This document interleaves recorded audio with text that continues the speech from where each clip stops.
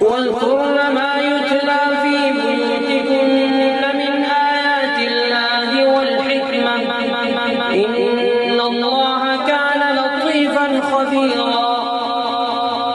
إن المسلمين والمسلمات والمؤمنين والمؤمنات والقانتين والقانتات والصادقين والصادقات والصابرين والصابرات والخاشعين والخاشعات والمتصدقين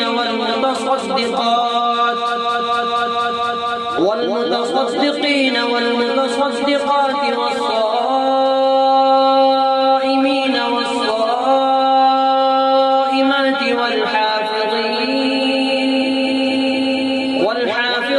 فروجهم